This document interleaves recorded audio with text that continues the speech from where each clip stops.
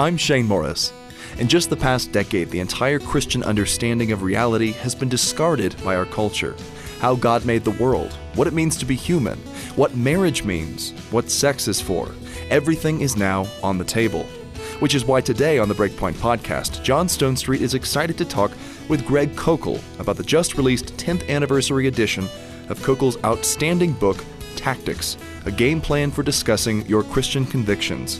As you'll hear on the podcast, John believes Tactics to be one of the best resources ever produced to equip Christians to engage in constructive conversations about faith and the controversial issues of our day. Here are John Stonestreet and Stand to Reason President Greg Koukl. Well, welcome to the BreakPoint Podcast. I am pleased to have a good friend, an author of a book that I want to spend a lot of time talking about with him, Tactics, and that's my friend, the president and founder of Stand to Reason, Greg Koukl. Greg, great to have you on the BreakPoint Podcast. Hey, John. I'm so glad to talk with you. It seemed like it was just yesterday we were in Tel Aviv together. Yeah, that's right. It does seem that way. We had such a great time over in Israel. Right. And, it was so good to hear then and to talk with you about this book. And I've been looking forward to having this conversation for our audience to hear as well. Look, I need to start here, Greg. You wrote Tactics 10 years ago. Right. And the number of Christian books that fade away, in fact, that would include all of mine, that fade away in the first couple of years. It's very, very rare for a Christian book, especially, to get a 10-year reboot and to be relevant 10 years later. And this book has sold hundreds of thousands of copies, and it's just very, very helpful. So let me just say congratulations. Thank you. Thanks a lot. I'll tell you that the most common response I get from people, and I get it all the time, and frankly, it's a little bit embarrassing and it certainly is humbling, but they say, this book changed my life. And I'm not surprised because the content in the book changed my life, too, in my ability to engage people in a friendly, respectful way, relaxed, giving me a lot of safety as a Christian in otherwise hostile conversations, but also in a way that makes a real difference. So it's been great to see it has 10 years of legs, and I think I'm hoping for another decade with the next improved edition where I've added double the amount of tactics. I've added 40% more material, 6 new chapters, reworked every word basically through the whole book. So I think it's a much, much better offering than it was 10 years ago. Well, it's a different time than 10 years ago. I mean, that's the other thing when you think of books that are, in a sense, prophetic. I think of the Manhattan Declaration that Chuck Colson helped author with Robbie George and Timothy George. And, life, marriage, religious liberty. 10 years ago, really the only issue legally where we had kind of our hands tied was life. And now you go 10 years later and we've got Obergefell and so on. Right. And I feel like the same thing's true with this book, Greg, where 10 years ago, it's always been tough for people to share their faith, right? Because you're embarrassed, you don't want to be, you don't want to say the wrong thing, right. you feel all the pressure. But now, good heavens, saying the wrong thing in the wrong place, you're not only considered wrong, you're not only considered to be, quaint and outdated and traditional and so on. You're considered evil in some cases. Yeah, it used to be that the gospel was the stumbling block, and it will always be that. But now the entire Christian worldview, the entire understanding of reality, how God made the world, what it means to be human, what marriage means, what sex is for, the role that we play with God. I mean, the issues now I think are largely about who's in charge, the creature or the creator, the potter or the clay. And so everything is on the table, John, and it creates much more hostile environment and a much greater need for Christians to be able to maneuver with grace and attractiveness and incisiveness, getting to the point and being able to deal with the issues that they're facing today. Well, I do not know of another resource that has equipped more and that better equips. It's equipped me to have these public conversations about our deeply held religious convictions and to do it, with grace and to do it with confidence. I don't know if you know this, Greg, but when Chuck Colson was giving his very last talk, he collapsed in the middle of it. The thing he was talking about was a concept that had come out of Nazi, a kind of a sociological look at Nazi Germany called the spiral of silence. In other words, what was it that kept so many people silent, unwilling to speak up? And of course, it's the social pressure. And what he was trying to do is tell Christians, look, the only way to break the spiral of silence is for somebody not to be silent. Right. And I feel like this is a book that takes away the excuses that we have.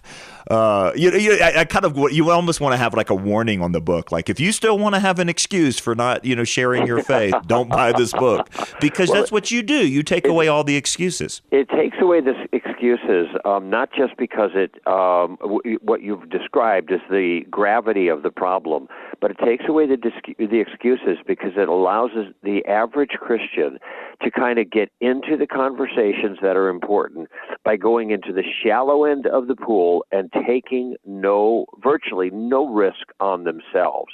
I tell them, and it's a promise I make at the beginning, John, of the book. I say, I'm going to give you a game plan that will allow you to converse with confidence in any situation, no matter how little you know or how knowledgeable or aggressive or even obnoxious the other person may happen to be. And that's precisely what timid Christians need, and not even the not so timid anymore, but the ones who are shaken up in engagements because the atmosphere has gotten so hostile. Most of our conversations that we think about, the issues that we talk about, these are all fighting words for other people on the other side.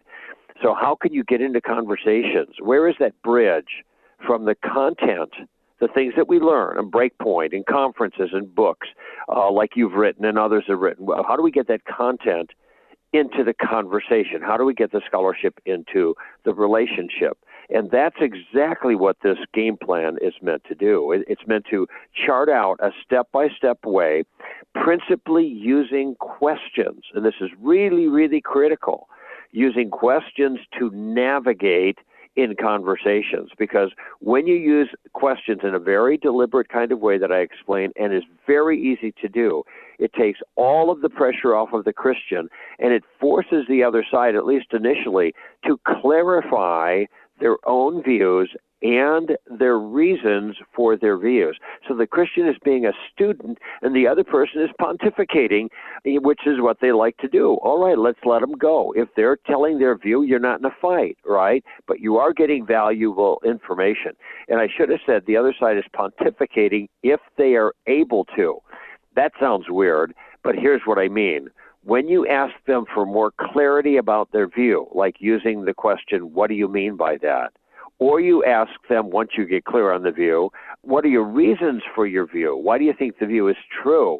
Both of those questions often elicit the same response, and that is dead air. You ask a person what he means by some issue. He says everything's relative. And I say, well, what do you mean by relative? Dead air. What are your reasons for thinking this political issue is the best one? Dead air, because they've not thought about these, John. You know how people are socialized in their group, Christians too, to believe the things they believe, so they start parroting slogans. But when you start asking them generously, graciously, and with interest about the substance, they balk, and that presents a tremendous opportunity for the believer. Actually, even if he doesn't go any further, the other person, the wind is out of their sails, and that represents an advantage. Yeah, and the whole asking questions thing is such a profound strategy. And it's obviously what we've seen, what I call the two greatest educators in history, Jesus and Socrates. They were both great question askers. Right. But this is really important because I think we feel like, and one of the things that keeps us quiet is we feel like we've got to know everything top to bottom. Right. But, the people on the other side of issues don't. Very often they're parroting talking points. That's right. And it's just really important to learn to ask questions. My guest today on the BreakPoint Podcast is Greg Koukl, president and founder of Stand to Reason, and author of the book Tactics. And there's a new 10th anniversary edition, and the subtitle is A Game Plan for Discussing Your Christian Convictions. One of the best books I know of to help you actually share your faith and share your Christian convictions with others, and a brand new 10th anniversary edition is out. Greg, as you said, there's a whole lot of new material in this 10th anniversary edition, but let's go back to kind of the classic tactic that you introduced 10 years ago, and it's kind of the name for, asking good questions. Right. You call it the Columbo Tactic. Now, that's a pop culture reference from a different time. Yeah. So you're going to have to go back to say, who is Columbo and what is this tactic? Well, Columbo is, some people don't remember Columbo, but a lot of people don't remember Socrates either, So you that's true. Good point. And what they did, Columbo was this great character on TV about 4 decades ago. Peter Falk was the actor, and he'd show up on a crime scene with a rumpled trench coat. He had a stub of a cigar in his hand. He had a pad of paper, but he couldn't use it because he always forgot his pen or pencil. He had to bum one off of someone. And you see, this guy did not seem threatening at all to the bad guy. This guy's just stupid, but he's stupid like a fox because he had a plan. And at some point in the initial conversations, he'd say, there's something about this thing that bothers me, and he'd ask a question. And you look like a very intelligent person. Help me out here, And it was using these what seemed like innocuous questions that allowed him to gather information and begin maneuvering in conversation. And so the key to the Columbo Tactic, which, by the way, is the core of the game plan, and all the other tactics in the book, tactics like taking the roof off, adjust the facts, ma'am, and suicide, they all have these crazy names, but they're very effective to help find a flaw. These tactics serve the game plan. You start with the game plan. You start with the very basic questions. You start with gathering information in a conversation in a very unassuming fashion, and first getting clarity on the issue itself. And just like Lieutenant Columbo, you start making progress. And because you're not coming in belligerently, which a lot of us, I know me, because that's my personality, I'm combative sometimes in this. If we're not coming in belligerently, that takes the other person's guard down, and we're listening to their view. But when they begin explaining their view a little bit, there's all kinds of ambiguities in it. We ask for more clarity. And so that's the very first step. We use this questioning technique, which I step out very clearly and very simply in the book, and how to, like I said, get into the pool at the shallow end. And then we go from there. And I have dozens and dozens and dozens of illustrations for all the tactics, even the new ones, partly because I've spoken to more than 80 college and university campuses. And, I've been doing talk radio where I answer challenges from skeptics for the last 30 years. So all of this history and experience I brought into bear on the content of this book to make it very simple for even the rank amateur to begin to have a real impact in conversations. Hello and happy holidays. My name is Pam Randall, and I am the assistant to the president, John Stonestreet, here at the Colson Center. For the past 2.5 years, I've been a witness to God's blessing on this ministry through the generosity of thousands of people like you dedicated to the work of the Colson Center. We want you to know that your donations of any amount are celebrated and multiplied in prayer. We're so grateful for your generosity. Please make your year-end gift today at breakpoint.org/podcast, and go Bears.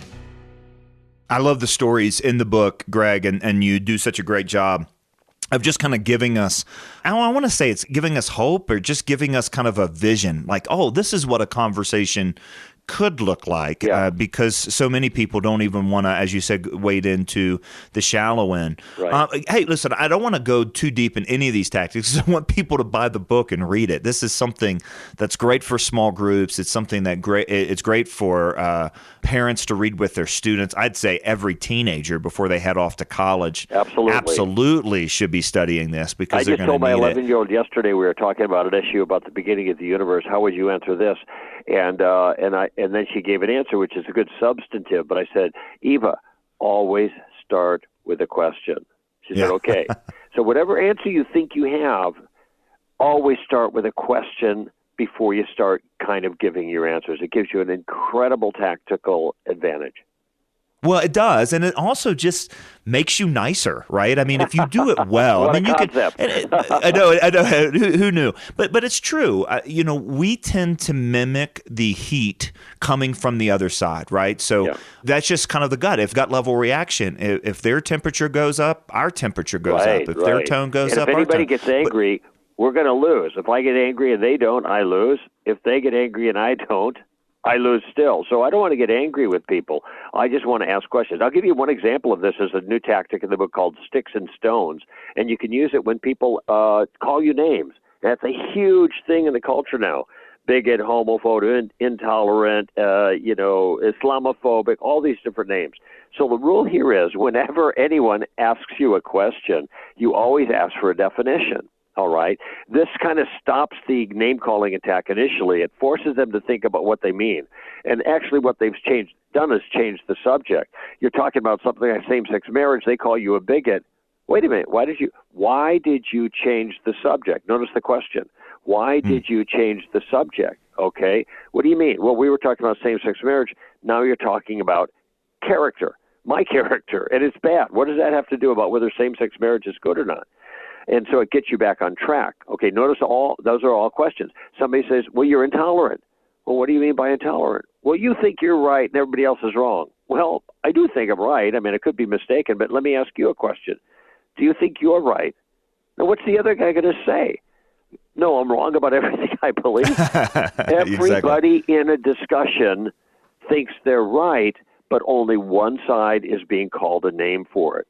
And so my final question in that little dialogue is, why is it when I think I'm right, I'm intolerant, and when you think you're right, you're just right? Okay, now, every single time I ask a question, like especially that last one, the ball goes into the other person's court, and it's their turn to answer. And a lot of times they're not going to be able to answer because they're doing the same thing they're accusing you of doing. So, and now they've got a, what just hit me kind of thing. Jordan Peterson did this recently on TV with an interview, and he asked a question because the gal was doing the very thing she was telling the interviewer, Jordan Peterson, not to do. And there was this long silence on TV. Many of your viewers, I'm sure, have seen it. Your listeners have seen it. But it was very powerful, but he did it with questions. Yeah.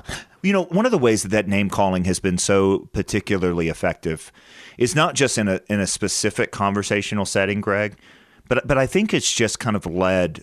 I think we've kind of internalized that so that we don't want to actually have these conversations at all. Yeah. We think arguing itself is being intolerant. We think arguing itself is making an argument is somehow cruel. I love, there's a line from G.K. Chesterton. He said, when I was born, my brother and I started to argue, and we argued till the day he died, but we never once quarreled. And he said, the problem with a quarrel is that it ruins a good argument. and I love that line. Yeah. But internalizing this, to have these conversations, I think the church largely has internalized that. No, I agree. We have been confused and then convinced, in a sense, by their own nonsense. So if somebody says, well, you're intolerant, and you ask, what do you mean by that? What am I doing that's intolerant? What's intolerant about what I'm doing? Now, that's just what do you mean by that question? You're asking for a definition, but it forces the other person to be very specific and precise. And it turns out, I do not think that most people even knows what the word bigot means, to be honest. The concept of being racist, this has changed radically. It's completely ambiguous. It used to mean that one race is better than the other race, like Hitler thought the Aryans were better than the Jews. Now if you make any negative comment about anybody of color, even if it has nothing to do with their color, you're called a racist. So you might just ask the question, how is that remark racist? Please explain that to me. And this is holding the other person's feet to the fire for the inflammatory rhetoric that they are using, in this case, name-calling, so they don't get away with it. But you do it with a question.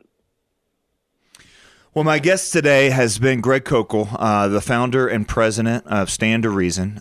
His book is called Tactics, first published 10 years ago. A brand new edition is out, expanded and revised, updated, more stories, more tactics.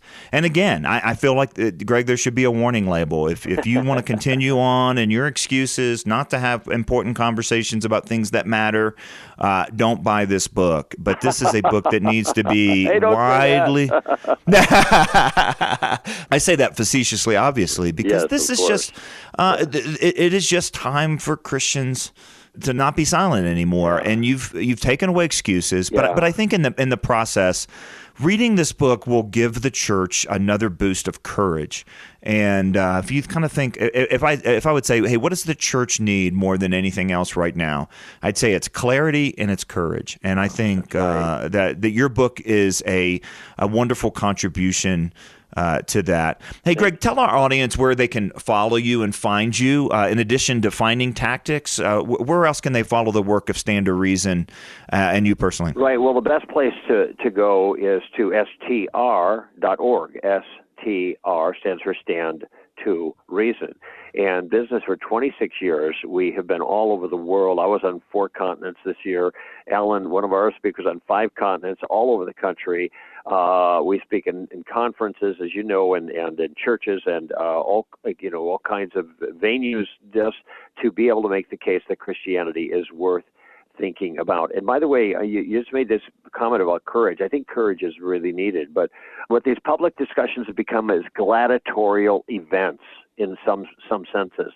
If you're skilled at tactics, and actually if you just begin to use the tactics, the basic game plan, you can change that kind of encounter so it's not a gladiator event and the one who draws the most blood wins, but rather it becomes a civil conversation about the things that really matter. And it's not hard to do that when you're in the driver's seat with a tactical game plan. My guest today has been Greg Koukl, president and founder of Stand to Reason. Find him at str.org or come to breakpoint.org. Click on the link on the homepage that says resources mentioned on the radio and podcast, and we will link you to the resources of Stand to Reason. Bring Greg in to train your church or somebody on his team. He's got one of the great kind of collections of apologists on the Stand to Reason staff. It's always an honor to be able to work and to speak with Greg. And again, don't miss this updated and expanded version of Tactics, a game plan for discussing your Christian convictions. Greg, great to have you on the BreakPoint Podcast. Thank you so much, John. It was really great talking with you. You've been listening to John Stonestreet and Greg Koukl. I also want to remind you to consider making your tax-deductible donation to support BreakPoint. If you value your daily dose of sanity and want to support more content, more guests, and more good ideas like this in 2020, please go to breakpoint.org/podcast on your phone or computer and make your year-end gift today. That's breakpoint.org/podcast. Thanks so much. For the Colson Center, I'm Shane Morris.